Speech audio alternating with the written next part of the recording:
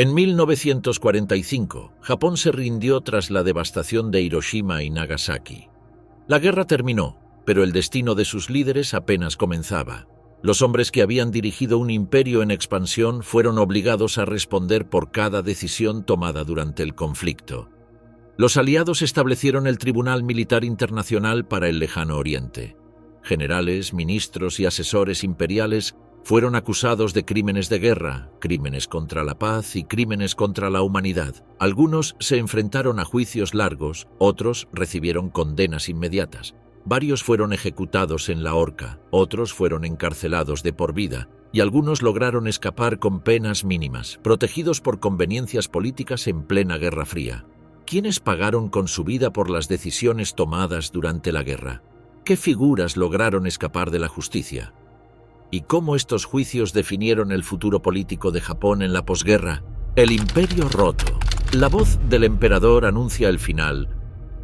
Al mediodía del 15 de agosto de 1945, las ondas radiales japonesas transmitieron un mensaje sin precedentes. La voz era la del emperador Hirohito, hasta entonces nunca escuchada de manera directa por la población. La grabación, preparada con antelación para evitar interrupciones, fue emitida a través de la radio nacional NHK. El lenguaje empleado resultaba ceremonial y arcaico, con expresiones que dificultaban la comprensión inmediata entre la audiencia común. Sin embargo, el sentido general fue claro. El imperio aceptaba la rendición incondicional. El anuncio llegó tras varios días de incertidumbre provocados por los bombardeos atómicos sobre Hiroshima y Nagasaki, así como por la entrada de la Unión Soviética en la guerra. Las élites gobernantes habían debatido de forma intensa en torno a la aceptación de la Declaración de Potsdam. La decisión se tomó en medio de fuertes divisiones internas, donde algunos ministros y oficiales defendían la continuación de la lucha, mientras otros reconocían la imposibilidad material de sostenerla. La grabación del emperador fue custodiada bajo estricta vigilancia, ya que sectores militares radicales intentaron impedir su transmisión con el objetivo de prolongar la resistencia. Cuando finalmente se difundió el discurso, las reacciones fueron diversas. En pueblos, fábricas y viviendas, gran parte de los oyentes permaneció en silencio, incapaz de asimilar de inmediato la magnitud de las palabras. Aquellos que lograron interpretarlas comunicaron a otros que la guerra había concluido. Hubo quienes lloraron, quienes permanecieron inmóviles y quienes optaron por encerrarse en sus casas. En ciudades devastadas por los bombardeos, la noticia se propagó con rapidez. Para la mayoría, la rendición significaba el fin inmediato de los ataques aéreos y la esperanza de sobrevivir al hambre y la escasez. Sin embargo, en las estructuras militares y burocráticas, el anuncio generó desorden e incertidumbre. En Tokio, los ministerios y cuarteles todavía en pie fueron escenario de reuniones apresuradas entre altos mandos. El temor a la inminente llegada de las fuerzas de ocupación extranjeras desencadenó medidas inmediatas. La eliminación de documentación sensible. Se ordenó la quema de archivos relacionados con directivas militares, registros de prisioneros de guerra, correspondencia diplomática y documentos sobre la ocupación de territorios en China, Corea y el sudeste asiático. En edificios oficiales, como el Ministerio de la Guerra y el de Asuntos Exteriores, se encendieron hogueras en los patios internos. En cuestión de horas, montones de carpetas y cajas fueron reducidos a cenizas. La destrucción de pruebas no se limitó a la capital. En prefecturas del interior, gobernadores militares recibieron instrucciones verbales para eliminar registros administrativos vinculados a la movilización laboral, la explotación de recursos y el trato a prisioneros. Archivos de unidades del ejército imperial en Manchuria, Singapur y Filipinas corrieron la misma suerte o fueron dispersados. La consigna era borrar toda huella de órdenes que pudieran servir de evidencia en futuros procesos de responsabilidad. Mientras estas operaciones se ejecutaban, muchos oficiales se refugiaron en casas de familiares, cambiaron de vestimenta para pasar inadvertidos o intentaron huir hacia áreas rurales donde creían que la llegada de las fuerzas aliadas sería más lenta. También se registraron intentos aislados de fuga marítima hacia Corea, o islas aún bajo control japonés, aunque la mayoría fracasó. De manera paralela, un número significativo de comandantes eligió el suicidio. La idea de aceptar una rendición incondicional resultaba incompatible con el código de honor que habían seguido durante décadas. Ese mismo 15 de agosto, el ministro de la guerra Korechika Anami se quitó la vida en su residencia oficial. Otros generales repitieron el mismo gesto en los días siguientes, acompañándolo de notas manuscritas que expresaban responsabilidad personal o lealtad al emperador. La sucesión de suicidios evidenció la convicción extendida de que el futuro inmediato traería persecución judicial y pérdida de estatus. La población civil también vivió episodios de suicidios colectivos, sobre todo en prefecturas cercanas a zonas de combate o en territorios donde se temía represalias de tropas extranjeras o movimientos de resistencia local. Para amplios sectores, el final de la guerra representó alivio, pero también un vacío de dirección en un país donde la obediencia al Estado había sido absoluta. En los días posteriores al discurso, la maquinaria gubernamental funcionó de manera irregular. El Consejo Supremo para la Dirección de la Guerra quedó prácticamente paralizado. Algunas oficinas centrales intentaron reorganizar la administración para garantizar el orden público y la entrega organizada de armamento. La policía mantuvo patrullas constantes en Tokio y en otras ciudades con el fin de prevenir disturbios. El objetivo principal era evitar levantamientos de soldados inconformes con la rendición. El 30 de agosto comenzaron a llegar las tropas aliadas. Unidades de la división aerotransportada 11ª aterrizaron en el aeródromo de Atsugi, cerca de Yokohama. La operación se desarrolló sin resistencia y fue presenciada por numerosos civiles que, por primera vez, observaron soldados extranjeros en territorio japonés. En los días siguientes, un flujo continuo de efectivos estadounidenses se desplegó en Tokio y sus alrededores para asegurar el control de puntos estratégicos. El 2 de septiembre, la firma formal de la rendición tuvo lugar a bordo del acorazado Missouri, anclado en la bahía de Tokio. Los representantes japoneses, encabezados por el ministro de Asuntos Exteriores Mamoru Shigemitsu y el general Yoshijiro Umezu, rubricaron el documento en presencia de delegados aliados, entre ellos el general Douglas MacArthur y el almirante Chester Nimitz. El acto selló oficialmente el final de la guerra en Asia. Pocos días después, MacArthur estableció su cuartel general en el edificio Dai-ichi, sede de una importante aseguradora situada frente al Palacio Imperial. Desde allí comenzó a ejercer autoridad como comandante supremo de las potencias aliadas. La elección del lugar tuvo un fuerte valor simbólico. La presencia militar estadounidense se situaba en el corazón administrativo del país y frente al símbolo máximo de la monarquía. La llegada de MacArthur y la instauración de la ocupación marcaron un nuevo escenario político. Desde el Dai-ichi se emitieron órdenes que regularon la actividad militar, administrativa y económica de Japón. Se impusieron restricciones inmediatas sobre armamento, estructuras militares y propaganda nacionalista. La población presenció cómo antiguos dirigentes, hasta entonces incuestionables, eran depuestos o confinados bajo arresto domiciliario a la espera de decisiones mayores. En los corredores del poder, la incertidumbre creció. Quienes habían ocupado posiciones de mando comprendieron que la siguiente etapa sería la investigación de responsabilidades bélicas. La presencia de fuerzas extranjeras en la capital y la ocupación de edificios estratégicos indicaban que la época de impunidad había concluido. Documentos que no habían sido destruidos pasaron a manos de los investigadores aliados.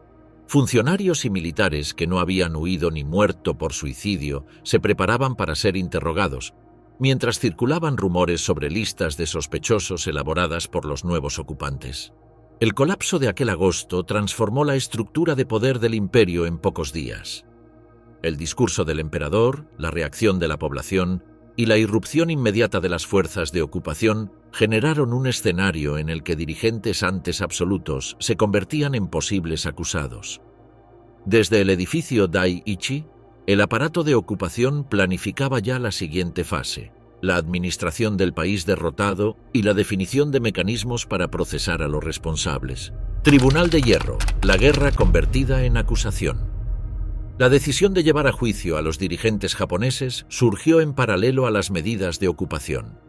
Desde el inicio, Los aliados habían discutido la necesidad de establecer un mecanismo judicial semejante al que se organizaba en Europa contra los líderes nazis.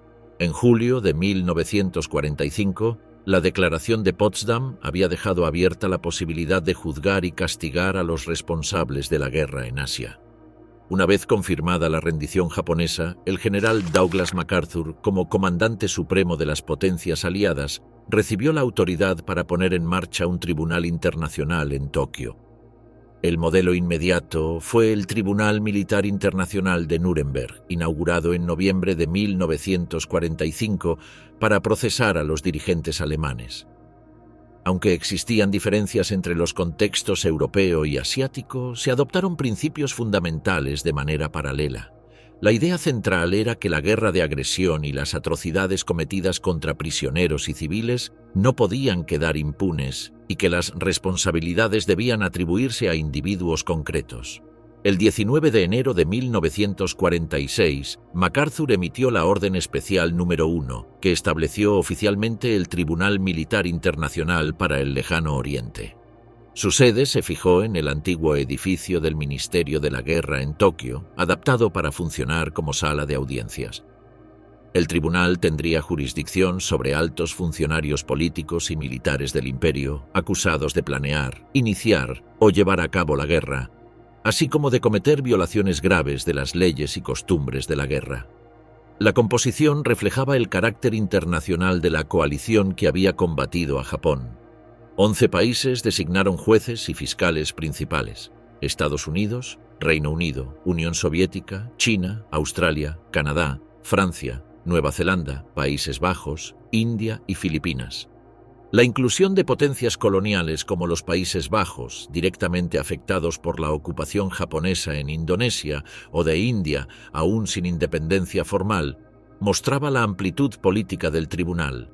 Cada juez contaba con un suplente y con equipos de asistentes legales. Las diferencias entre tradiciones jurídicas fueron evidentes desde el inicio. El sistema anglosajón, basado en precedentes y en la confrontación entre acusación y defensa, contrastaba con concepciones de corte inquisitivo propias de Europa continental.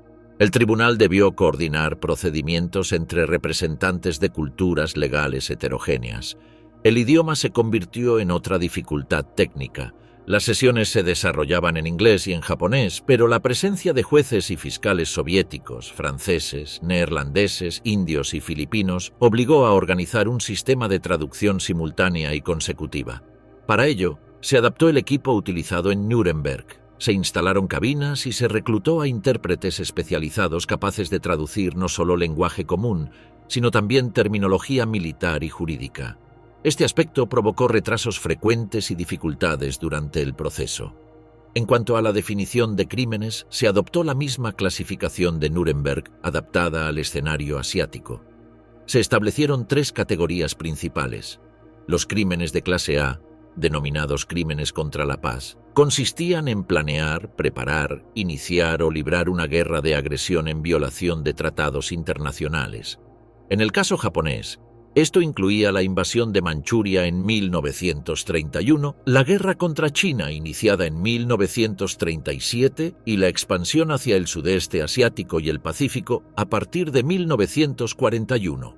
Los responsables eran líderes políticos y militares de alto rango que habían participado en la formulación de esas políticas. Los crímenes de clase B, o crímenes de guerra, abarcaban violaciones de las leyes y costumbres bélicas. Aquí se incluían ejecuciones de prisioneros, torturas, deportaciones forzadas, utilización de trabajo esclavo y destrucción deliberada de ciudades o propiedades sin justificación militar. Un ejemplo temprano en la documentación aliada fue el trato infligido a prisioneros durante la Marcha de la Muerte de Bataan en Filipinas. Los crímenes de clase C, o crímenes contra la humanidad, comprendían asesinatos, exterminio, esclavitud, deportaciones y otros actos inhumanos contra poblaciones civiles antes o durante la guerra. Aunque esta categoría se había desarrollado principalmente en Europa, en Asia se aplicó a masacres contra civiles chinos, al uso de trabajo forzado en Corea y Manchuria, y a experimentos médicos realizados en prisioneros. La competencia del tribunal se limitaba a los dirigentes de más alto rango. Para oficiales intermedios y personal administrativo se organizaron tribunales separados en distintos países ocupados, mientras que el Tribunal Militar Internacional para el Lejano Oriente reservaba su jurisdicción para los responsables de mayor jerarquía. El proceso de selección de acusados comenzó de inmediato tras la rendición. Equipos de investigación aliados reunieron información en múltiples frentes. Oficiales de inteligencia estadounidenses y británicos cruzaron informes de campo con documentos capturados. Testimonios de prisioneros de guerra liberados y reportes de organismos como la Cruz Roja Internacional se convirtieron en material de trabajo. El primer nombre incluido fue el del ex primer ministro y ministro de la guerra, Hideki Tojo. Su papel en la decisión de atacar Pearl Harbor y en la conducción general del conflicto lo situó en el centro de las responsabilidades. Junto a él, los fiscales elaboraron una lista que alcanzó 28 personas. Aparecían ex primeros ministros, ministros de Asuntos Exteriores, comandantes de ejército y marina, así como ideólogos y diplomáticos clave en la expansión imperial. Los criterios de selección se basaron en el rango jerárquico, la participación directa en la formulación de políticas agresivas y la responsabilidad en la cadena de mando. Algunos casos generaron debate, pues no todos los acusados habían desempeñado funciones militares directas. El ejemplo más destacado fue Koki Hirota, ex primer ministro y canciller, procesado por su responsabilidad política en la expansión y por no haber detenido atrocidades. Los 28 acusados fueron trasladados a la prisión de Sugamo, en Tokio. Allí permanecieron bajo custodia durante meses mientras se completaban los preparativos del tribunal. Sugamo, construida en 1920 para prisioneros comunes y opositores políticos, fue adaptada para albergar a detenidos de alto perfil. Cada celda fue asignada de manera individual y se aplicaron estrictas medidas de seguridad. La creación del tribunal requirió además definir normas procesales. El Estatuto del Tribunal Militar Internacional para el Lejano Oriente, promulgado por MacArthur, detallaba sus competencias, los derechos de los acusados y los modos de presentar pruebas. Se autorizó el uso de documentos oficiales capturados, testimonios escritos y declaraciones juradas, además de la comparecencia presencial de testigos. La admisión de pruebas documentales se convirtió en un eje central, dado el alcance del conflicto y la dificultad de trasladar testigos a Tokio desde territorios ocupados. Los acusados contaron con derecho a defensa. Se conformó un cuerpo de abogados japoneses, algunos con experiencia en derecho internacional, asistidos por asesores occidentales. La coordinación entre defensores y acusados resultó complicada, ya que gran cantidad de documentos habían sido destruidos deliberadamente en agosto de 1945. Esta circunstancia generó tensiones y acusaciones de parcialidad antes incluso de que comenzaran las audiencias. El tribunal fijó el 3 de mayo de 1946 como fecha de inicio de las sesiones. A partir de entonces, se esperaba un proceso largo y complejo en el que se presentarían pruebas procedentes de múltiples regiones de Asia y del Pacífico. Con los acusados ya concentrados en Sugamo y los equipos de jueces, fiscales e intérpretes instalados en Tokio, el mecanismo judicial estaba listo para abrir la fase pública de audiencias. El banquillo de Tokio. Rostros del poder frente al veredicto. El banquillo de Tokio. Rostros del poder frente al veredicto. Las audiencias públicas del Tribunal Militar Internacional para el Lejano Oriente comenzaron el 3 de mayo de 1946 en Tokio. La sede elegida fue el antiguo edificio del Ministerio de la Guerra, adaptado para recibir a jueces, fiscales, defensores, traductores, personal administrativo, periodistas y un número reducido de observadores. El espacio fue transformado en sala de audiencias, con un estrado elevado para los 11 jueces, bancas para los equipos legales y un largo banco destinado a los acusados. La organización logística resultó compleja. El tribunal funcionaba con sesiones prolongadas, de entre 6 y 8 horas diarias, y requería una estructura capaz de manejar miles de páginas de documentos, declaraciones juradas y pruebas materiales. El personal auxiliar, formado por taquígrafos, traductores y oficiales de enlace, superaba con frecuencia en número a los propios protagonistas del juicio. Uno de los mayores desafíos fue el idioma. Los idiomas oficiales eran inglés y japonés, pero la presencia de representantes de 11 naciones impuso un sistema constante de interpretación. Se instalaron cabinas de traducción simultánea semejantes a las empleadas en Nuremberg. Un cuerpo de intérpretes transmitía en tiempo real lo dicho en inglés al japonés y viceversa, además de preparar traducciones escritas al ruso, francés y neerlandés. Las diferencias en terminología militar y jurídica provocaban confusión, y en varias ocasiones los jueces interrumpieron las sesiones para solicitar correcciones o aclaraciones. La necesidad de precisión aumentaba en testimonios técnicos como informes médicos o descripciones militares. Las audiencias se abrieron con los alegatos de la Fiscalía. El fiscal jefe de Estados Unidos, Joseph Keenan, señaló que el tribunal debía juzgar a quienes habían planificado y ejecutado una guerra de agresión que había devastado Asia y el Pacífico. Los primeros discursos insistieron en que la guerra japonesa había sido el resultado de una política deliberada desde la invasión de Manchuria en 1931 hasta el ataque a Pearl Harbor en 1941. Los fiscales de otros países complementaron con referencias a las consecuencias sufridas en sus territorios. Los representantes chinos describieron masacres y ocupaciones prolongadas, mientras que los de los Países Bajos aludieron a crímenes cometidos en las Indias Orientales neerlandesas. Los acusados estuvieron presentes desde el inicio, sentados frente al tribunal y provistos de auriculares conectados al sistema de interpretación. Entre ellos, la figura más observada fue la de Hideki Tojo, ex primer ministro y figura central de la guerra japonesa. En septiembre de 1945 había intentado suicidarse cuando oficiales estadounidenses llegaron a detenerlo en su casa de Tokio, disparándose en el pecho. Fue salvado por la atención médica inmediata proporcionada por los propios soldados que lo arrestaban. Tras su recuperación, fue recluido en la prisión de Sugamo y señalado como uno de los principales acusados por crímenes de clase A. En el banquillo, Tojo adoptó una actitud cooperativa. Reconoció haber participado de manera directa en las decisiones que llevaron a Japón a atacar a Estados Unidos y a expandirse por Asia. Aceptó responsabilidad por sus actos, aunque los justificó como medidas que en aquel momento consideró necesarias para la seguridad nacional. Procuró, sin embargo, compartir parte de la responsabilidad con otros dirigentes y sugirió que el emperador Hirohito estaba informado de las decisiones más importantes, aunque evitó señalarlo de forma directa. Su postura se convirtió en eje central del proceso, ya que la Fiscalía lo presentó como rostro visible de la política agresiva.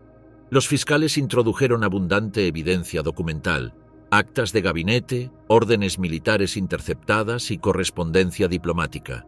También se incluyeron testimonios presenciales. Entre los más relevantes destacaron los relatos de la masacre de Nankín, cometida en 1937. Testigos chinos narraron la ejecución de miles de civiles, el incendio de barrios enteros y las violaciones masivas. Fotografías tomadas por corresponsales extranjeros y reportes diplomáticos occidentales complementaron las declaraciones. La defensa cuestionó la consistencia de algunas cifras y testimonios, pero la magnitud de las pruebas otorgó peso a la acusación. Otro bloque central fue el de la Marcha de la Muerte de Bataan en Filipinas, ocurrida en 1942. Tras la rendición de más de 70.000 soldados filipinos y estadounidenses, los prisioneros fueron obligados a marchar más de 100 kilómetros hacia campos de concentración. Miles murieron por agotamiento, hambre o ejecuciones sumarias. Supervivientes comparecieron en el tribunal para relatar los abusos sufridos. Este caso se presentó como ejemplo de crímenes de clase B y sirvió para ilustrar la brutalidad del trato a prisioneros bajo custodia japonesa. Las audiencias también incluyeron referencias a la Unidad 731, un cuerpo del ejército japonés establecido en Manchuria dedicado a experimentación biológica. Documentos y testimonios señalaron prácticas de vivisección sobre prisioneros chinos y experimentos con armas bacteriológicas. Aunque parte de los archivos había sido destruida, la información disponible bastó para mostrar la existencia de crímenes contra la humanidad. La defensa trató de desestimar la validez de las pruebas por falta de registros completos, pero el tema quedó registrado en el procedimiento. Durante meses el tribunal escuchó a decenas de testigos de diversos territorios ocupados, civiles de Singapur, militares británicos capturados en Hong Kong, supervivientes neerlandeses de campos en Java y australianos internados en la construcción del ferrocarril de Birmania. Cada testimonio aportó un fragmento de un panorama general de violencia sistemática. El ritmo de las audiencias fue lento. La enorme cantidad de documentos traducidos y la necesidad de conciliar 11 tradiciones jurídicas generaron interrupciones frecuentes. Hubo desacuerdos entre jueces sobre la admisión de pruebas o la pertinencia de determinados testigos. Pese a estas dificultades, la Fiscalía avanzó en la construcción de un relato que atribuía responsabilidad colectiva al liderazgo japonés. La defensa intentó sostener que Japón había actuado bajo presión internacional, señalando que las sanciones económicas impuestas por Estados Unidos antes de la guerra habían dejado al país sin alternativas. También argumentó que los crímenes cometidos en el terreno habían sido actos aislados de unidades fuera de control y no el resultado de una política centralizada. Sin embargo, la existencia de órdenes firmadas por el alto mando debilitó esa línea argumental. En total, se escucharon más de 400 declaraciones y se presentaron miles de páginas de documentos. El caso de Tojo concentró la atención pública, tanto por su posición como por su decisión de aceptar cierta responsabilidad.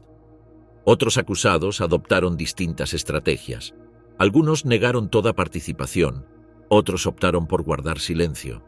A medida que avanzaban las sesiones, la atención se concentró en cómo el tribunal interpretaría las pruebas y la responsabilidad de los acusados. El cierre de la fase probatoria en 1940. La noche de la horca, 7 líderes caen en Sugamo. Concluida la fase probatoria a mediados de 1948, el tribunal inició el período de deliberaciones. Durante meses, los 11 jueces se reunieron a puerta cerrada para analizar miles de páginas de transcripciones, documentos y declaraciones. La tarea resultó ardua, marcada por diferencias en la formación legal de cada magistrado y por tensiones políticas entre los países representados. El presidente del tribunal, Sir William Webb, de Australia, intentó mantener la coherencia procesal, pero las discrepancias fueron constantes. El juez soviético, I.M. Saryanov, insistía en la necesidad de condenas rápidas y severas, siguiendo la línea marcada por Moscú en Nuremberg. En contraste, el juez indio Radha Vinod Pal consideraba que el tribunal carecía de legitimidad al aplicar retroactivamente la categoría de crímenes contra la paz. Su posición se convirtió en la más radicalmente disidente al sostener que los acusados no debían ser condenados bajo tipificaciones jurídicas inexistentes antes de la guerra. Otros jueces, como el estadounidense John Higgins y el británico William Patrick, defendían la validez del proceso y la necesidad de sancionar a los dirigentes japoneses, aunque diferían en la forma de medir responsabilidades individuales. Las discusiones se extendieron durante semanas. Se evaluaba no solo la culpabilidad, sino también las penas. La unanimidad resultó imposible, por lo que se adoptó el criterio de la mayoría. Cada acusado fue objeto de debate particular. En el caso de Hideki Tojo, el consenso fue amplio al considerarlo uno de los principales responsables de la guerra de agresión. En cambio, con Koki Hirota, las deliberaciones se centraron en su condición de civil sin mando militar directo, aunque la Fiscalía lo señalaba como responsable por no haber impedido las atrocidades. Finalmente, el 12 de noviembre de 1948, el tribunal anunció que estaba listo para dictar sentencia. Ese día, en la sala de audiencias, los acusados fueron trasladados desde la prisión de Sugamo y sentados en sus bancas habituales. La lectura de las condenas se prolongó durante horas. La sala permaneció en silencio mientras los jueces pronunciaban los veredictos caso por caso. De los 28 acusados iniciales, 3 no llegaron al final. 2 murieron durante el proceso y 1 fue declarado mentalmente incapacitado. Para los 25 restantes, los resultados fueron los siguientes: 7 condenados a muerte, 16 a cadena perpetua y 2 a penas de prisión menores. Los 7 sentenciados a la horca fueron Hideki Tojo, ex primer ministro y ministro de guerra; Koki Hirota, ex canciller y primer ministro; Kenji Doihara, general y jefe de inteligencia; Seishiro Itagaki, general y posterior ministro de guerra, Heitaro Kimura, general responsable de tropas en Birmania, y Wane Matsui, general al mando durante la captura de Nankín en 1937, y Akira Muto, general con participación en campañas en China y Filipinas.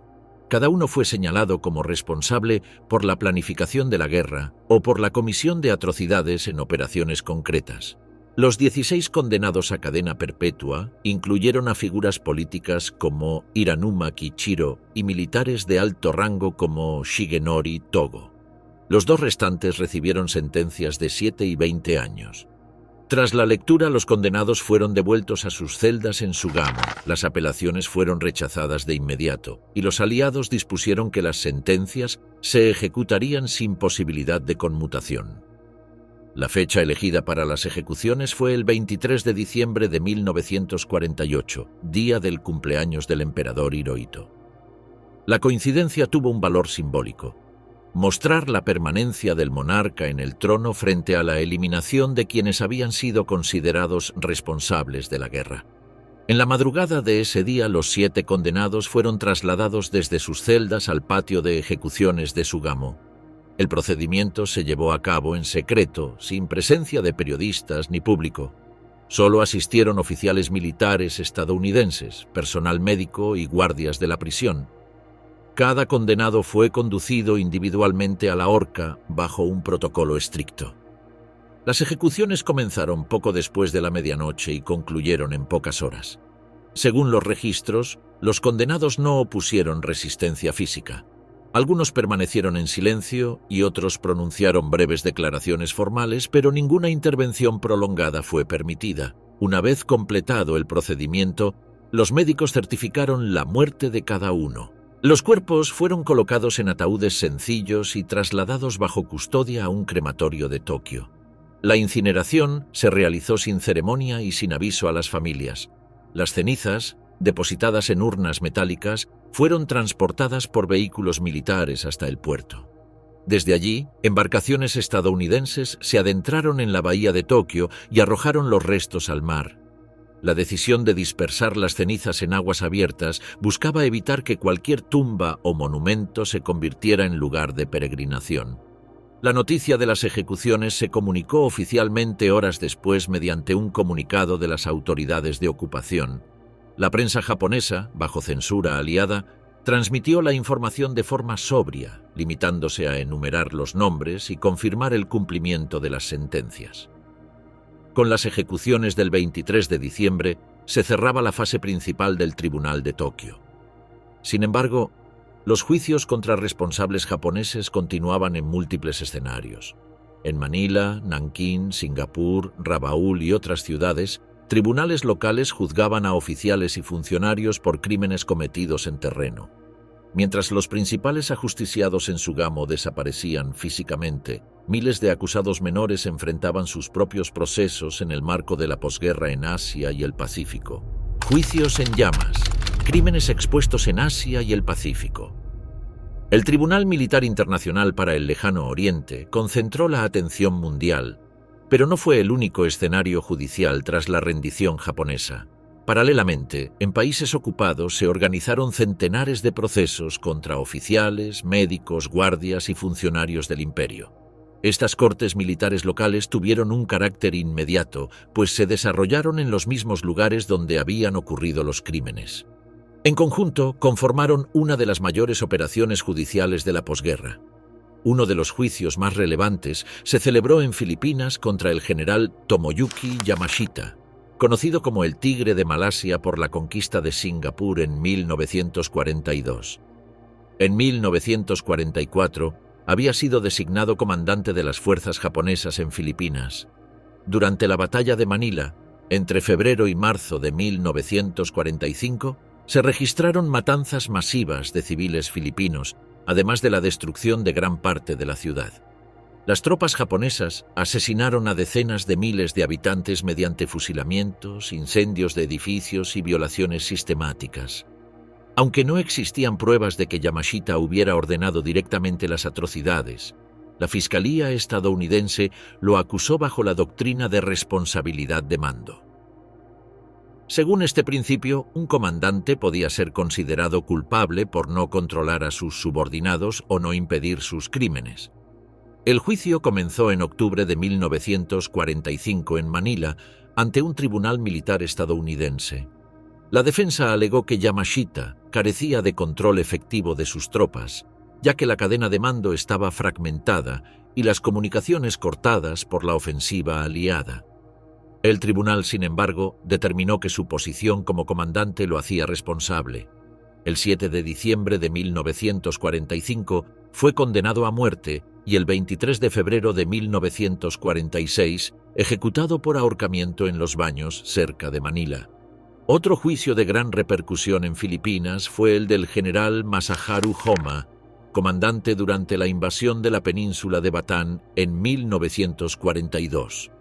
Tras la rendición de fuerzas filipinas y estadounidenses, más de 70.000 prisioneros fueron obligados a marchar bajo condiciones extremas hacia campos de detención. Miles murieron por agotamiento, hambre o ejecuciones sumarias. El episodio pasó a conocerse como la Marcha de la Muerte de Batán. Homma fue capturado en septiembre de 1945 y llevado a juicio en Manila en enero de 1946.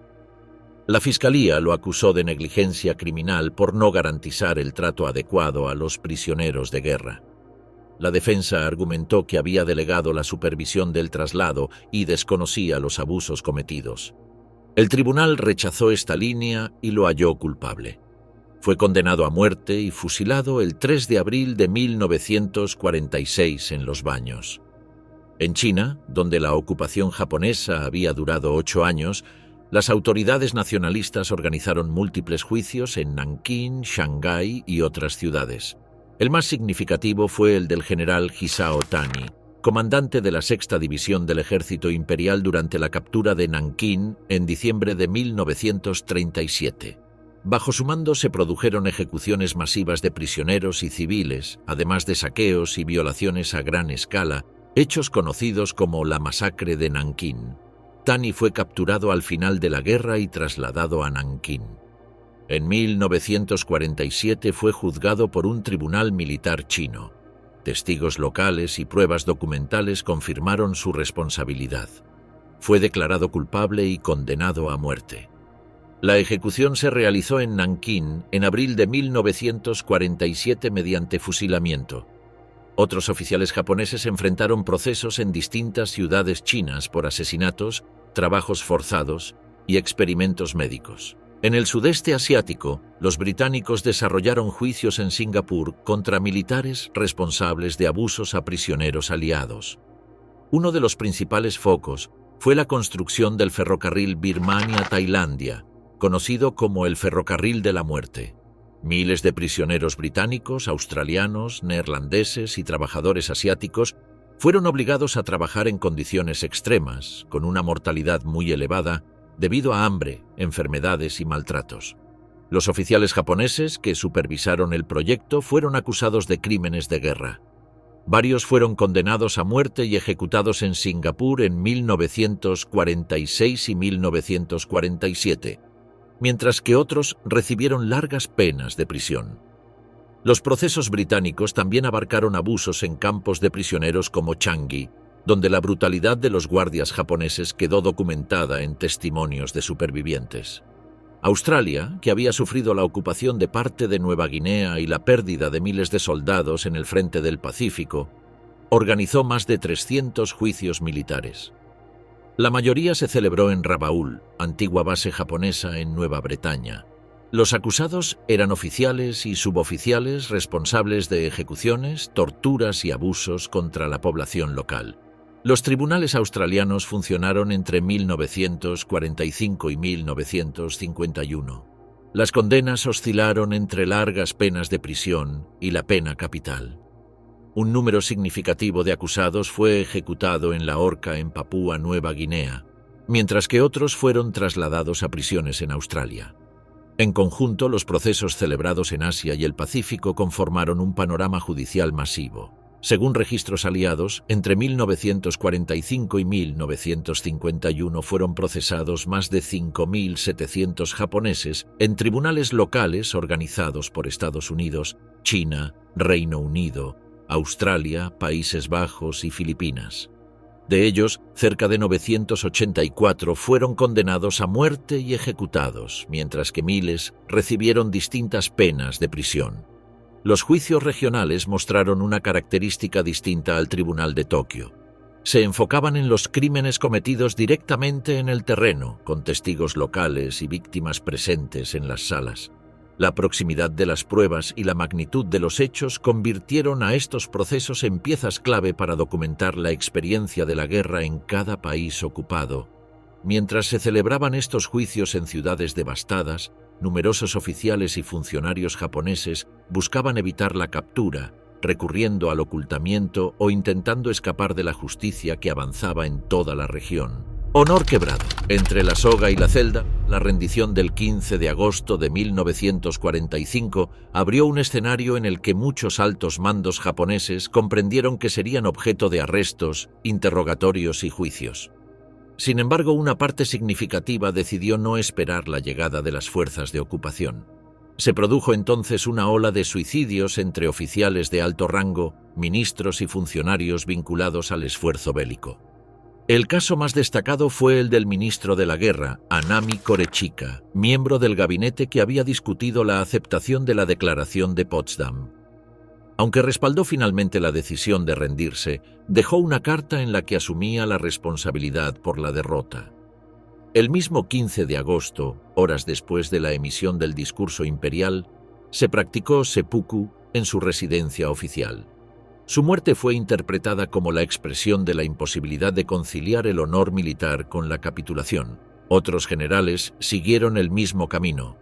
Toshizo Nishio, con trayectoria de mando en operaciones en China, eligió el suicidio pocos meses después de la rendición, consciente de que sería investigado por las matanzas y represalias cometidas bajo su jurisdicción.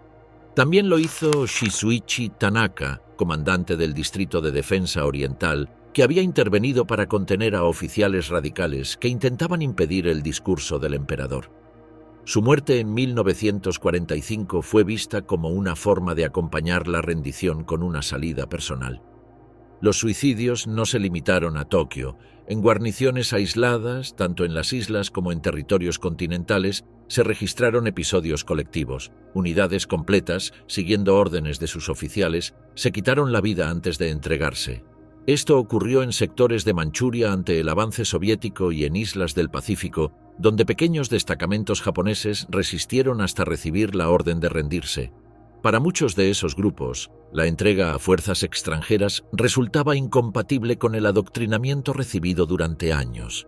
Quienes no optaron por el suicidio fueron detenidos y trasladados a la prisión de Sugamo en Tokio, convertida por las autoridades de ocupación en el principal centro de reclusión de sospechosos de crímenes de guerra. Allí se concentraron tanto los acusados de clase A la espera de juicio como los condenados a cadena perpetua tras los veredictos de 1948. La vida en Sugamo estuvo marcada por un régimen estricto. Los prisioneros permanecían en celdas individuales, con horarios rigurosos para comidas, ejercicio y labores manuales ligeras. El contacto entre internos era mínimo y toda correspondencia estaba censurada. Las visitas eran escasas y estrictamente vigiladas por el personal estadounidense que administraba la prisión. En este entorno, los antiguos dirigentes del imperio pasaron de ocupar los más altos cargos a vivir bajo una disciplina uniforme, sin distinciones de rango. Generales, ministros y burócratas cumplían rutinas idénticas. La pérdida de estatus y la reclusión prolongada se tradujeron en un deterioro progresivo de la salud física y mental de muchos de ellos. El exministro de Asuntos Exteriores, Shigenori Togo, condenado a 20 años de prisión, murió en Sugamo en 1950 a causa de una enfermedad. Su fallecimiento en la celda marcó uno de los primeros desenlaces prolongados entre los condenados de alto nivel. De forma similar, Hiranuma Kiichiro, ex primer ministro condenado a cadena perpetua, murió en 1952 mientras cumplía su condena. El sistema penitenciario no estaba orientado a la rehabilitación, sino al aislamiento y al cumplimiento estricto de la pena. La rutina incluía labores menores como limpieza, clasificación de materiales o jardinería dentro del recinto. Los informes de la administración estadounidense destacan que la disciplina se mantuvo sin incidentes graves, en parte porque los internos comprendieron que su situación no ofrecía margen de negociación. Con la firma del Tratado de San Francisco en 1951 y su entrada en vigor en 1952, Japón recuperó la soberanía formal. Este cambio abrió un debate sobre el futuro de los prisioneros condenados. La presión de sectores políticos japoneses y de familiares de los internos impulsó la consideración de liberaciones por motivos de edad, salud o buena conducta. Entre 1952 y 1958, las autoridades estadounidenses y japonesas aplicaron una política de liberaciones graduales. Los condenados a cadena perpetua fueron excarcelados en distintos momentos. Cada liberación se justificó oficialmente en razones humanitarias, pero el trasfondo político estaba marcado por la Guerra Fría. Estados Unidos veía en Japón un aliado estratégico frente a la expansión del comunismo en Asia, y mantener encarceladas a figuras influyentes podía convertirse en un obstáculo para la estabilidad interna. Así, hombres que habían sido juzgados como criminales de guerra de clase A recuperaron la libertad. Aunque en su mayoría se retiraron de la vida pública, algunos regresaron a la política o al ámbito económico. Este fenómeno generó tensiones con países vecinos que habían padecido la ocupación, para quienes las liberaciones representaban una ofensa a la memoria de las víctimas. La cárcel y el suicidio no fueron destinos exclusivos. Mientras algunos dirigentes pusieron fin a sus vidas en 1945 o murieron en celdas de Sugamo, otros lograron reincorporarse al escenario político y económico, desempeñando papeles relevantes en la posguerra japonesa. Los protegidos del poder, Hirohito y sus aliados. La ocupación aliada de Japón no significó el enjuiciamiento de todos los dirigentes vinculados con la guerra. Algunos escaparon a la justicia por decisiones estratégicas de las autoridades de ocupación o por la utilidad que se les atribuía en el nuevo escenario político. Entre ellos destacaron el emperador Hirohito, el burócrata y político Nobusuke Kishi y el activista ultraderechista Yoshio Kodama. El emperador Hirohito había sido la figura central del sistema japonés desde 1926. Sus órdenes constituían la base legal de las operaciones militares y su imagen funcionaba como elemento de cohesión durante el conflicto. Sin embargo, al instaurarse el Tribunal Militar Internacional para el Lejano Oriente, los aliados, encabezados por el general Douglas MacArthur, decidieron no incluirlo entre los acusados. La justificación principal fue política. Las autoridades de ocupación temían que un juicio al emperador desencadenara una crisis interna que dificultara el control del país. La monarquía era percibida como un factor de estabilidad y como símbolo que podía facilitar la transición hacia un Japón ocupado y luego democratizado. Documentos de las fuerzas aliadas muestran que la Casa Imperial fue considerada intocable para evitar desórdenes sociales o resistencia armada residual. Así, mientras figuras como Tojo o Itagaki enfrentaban procesos judiciales, Hirohito permanecía en su palacio bajo protección aliada. Continuó en el trono, aunque despojado de poder político efectivo. En enero de 1946 emitió la llamada Declaración de Humanidad, en la que renunció a la condición divina que se le atribuía dentro del sintoísmo estatal. El texto, difundido por orden de la ocupación, buscaba separar al Estado de la religión y desmantelar la ideología que había sostenido la expansión imperial. Con esta declaración, Hirohito pasó a ocupar un papel simbólico en el marco constitucional que entró en vigor en 1947. El artículo primero de la nueva Carta Magna lo definió como símbolo del Estado y de la unidad del pueblo sin facultades de gobierno. La figura que había estado asociada con la guerra se transformó en un elemento ceremonial de la posguerra. La decisión de mantenerlo permitió a los aliados usar su imagen en visitas a ciudades devastadas y encuentros con la población, con el objetivo de legitimar la ocupación y facilitar la aceptación de las reformas. Otro caso notable fue el de Nobusuke Kishi, burócrata y político con trayectoria en la administración de Manchuria y en la economía de guerra. Como viceministro de Comercio e Industria en la década de 1930 y luego ministro de Comercio en 1941, estuvo implicado en la movilización de recursos y en la utilización de trabajo forzoso en territorios ocupados. Tras la rendición, Kishi fue arrestado como sospechoso de crímenes de clase A y recluido en Sugamo. Permaneció allí 3 años, entre 1945 y 1948, pero nunca fue llevado a juicio. En el contexto del inicio de la Guerra Fría, las prioridades estadounidenses cambiaron. Japón debía convertirse en un aliado frente a la expansión soviética y China. En ese marco, Kishi fue liberado sin cargos en 1948. Lejos de retirarse, retomó su carrera política. Participó en la fundación del Partido Liberal Democrático, que dominaría la política japonesa durante décadas. En 1957, apenas 12 años después de la rendición, alcanzó el cargo de primer ministro. Durante su mandato impulsó la firma del Tratado de Seguridad con Estados Unidos en 1960, consolidando la alianza militar bilateral. Su trayectoria reflejó cómo antiguos cuadros del régimen imperial fueron reutilizados en la posguerra. Para Washington, su firme postura anticomunista resultaba prioritaria frente a su pasado durante la guerra. El tercer ejemplo es Yoshio Kodama, un ultranacionalista vinculado al crimen organizado. Durante la guerra acumuló fortuna mediante contrabando en China y el sudeste asiático, en colaboración con el ejército japonés. A través de redes yakuza facilitó el transporte de materiales estratégicos y financió operaciones clandestinas. Tras la derrota, fue arrestado como sospechoso de crímenes de clase A y confinado en Sugamo. Al igual que Kishi, nunca llegó a juicio. En 1948 fue liberado, cuando las autoridades estadounidenses comenzaron a verlo como un instrumento útil en la lucha contra la influencia comunista. En los años siguientes se convirtió en intermediario entre política, empresariado y crimen organizado.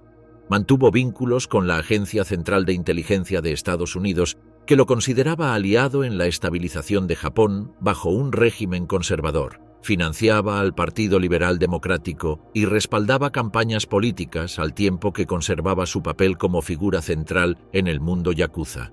El poder de Kodama en la posguerra se reflejó en su capacidad de influir en decisiones políticas sin ocupar cargos oficiales.